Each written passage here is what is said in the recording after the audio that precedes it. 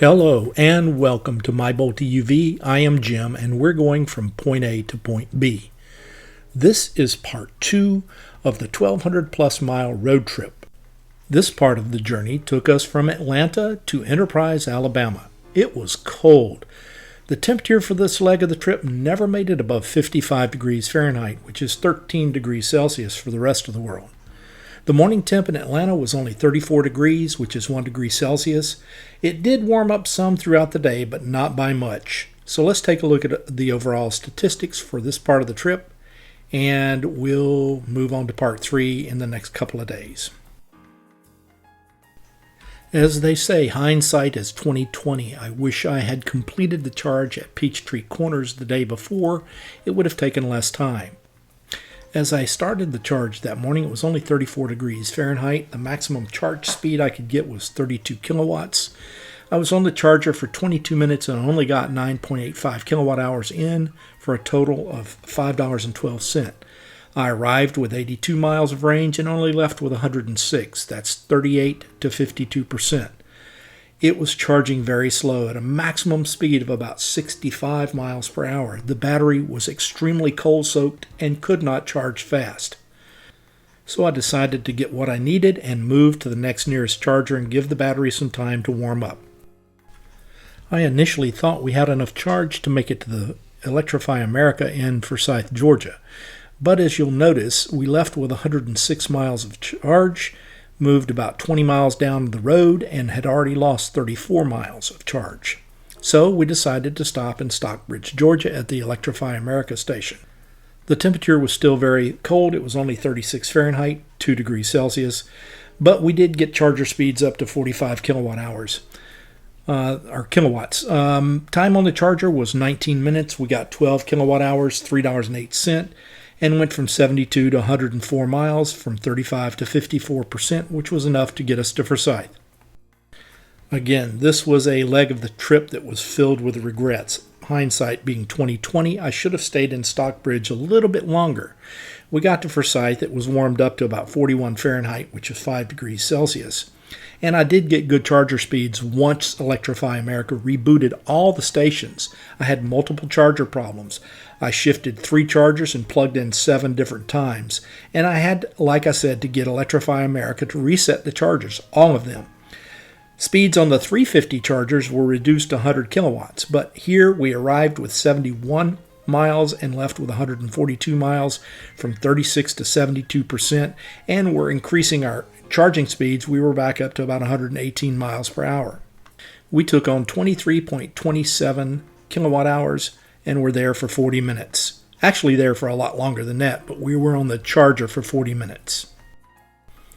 As we moved into our next stop, we were headed to Cordal, Georgia, where there's an Electrify America in front of a Walmart. But guess what? Electrify America let us down once again. When we went to that Walmart, there were 4 cars on the 4 chargers and 2 cars waiting. So I turned around and went back across the interstate just a couple of miles down the road and went to an EVgo station. The temperature was up to 55 degrees, which is 13 Celsius. I got charging speeds on that EVgo of 51 kilowatts. We were on that charger for 54 minutes, picked up 31.8 kilowatt hours, and this was the most expensive charge of the trip, $16.83. 68 miles of range on arrival, 169 when we left, 36% to 84%, and a total of about 112 miles per hour is the maximum speed we got. Let's take a look at the video. Guys, it's been an interesting morning so far. We've had some terrible experiences charging this morning. I was at a Ultium charger this morning up in Peachtree Corners. Could not get anything above 30 kilowatts in the thing. Other chargers were having the same problem. I got to Forsyth, Georgia, went through 6 different plugs before I finally got a charge there. And now I'm here in Cordal, parked right next to a Rivian. They're getting 172 while I'm getting 25, but I'm finished with my charge now. You probably can't see that. I'm at 80%.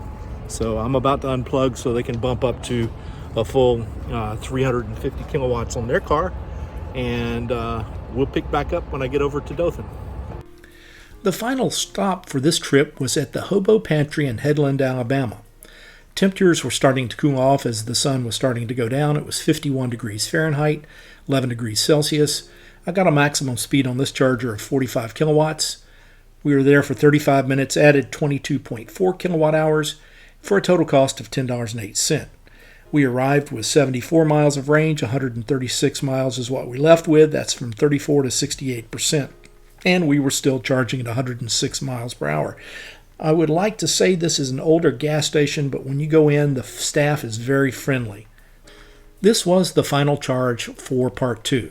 Let's look at the summary now. Another beautiful blue day. We're in Alabama now at the Hobo Pantry. We are charging on a charge point. And so far, we pulled up, says we got 45 minutes to get to 80%. Only going to 70, so we should be done in about 30 minutes. I'll give you full details on that when we take off. For part 2 of this trip, we traveled 319 miles. We were at a DC fast charger for 2 hours and 50 minutes. During that time, we shopped, ate, or used the restroom for 1 hour 10 minutes for a net of 1 hour and 40 minutes of waiting. There were no other charging sessions. We spent $41.92 for a cost per mile of 13.2 cents per mile. Well, that wraps it up for part 2 of this 3-part trip. We'll be back with part 3 and the summary in a couple of days. Stay tuned. Until then, please remember to subscribe, share, comment, and like, and ring that notification bell if you want to know when I upload something new. Remember also, treat everyone with kindness. Put a smile on your face, help someone today, and pay it forward when someone does the same. See you all very soon or somewhere along the route from point A to point B. Take it easy, everybody.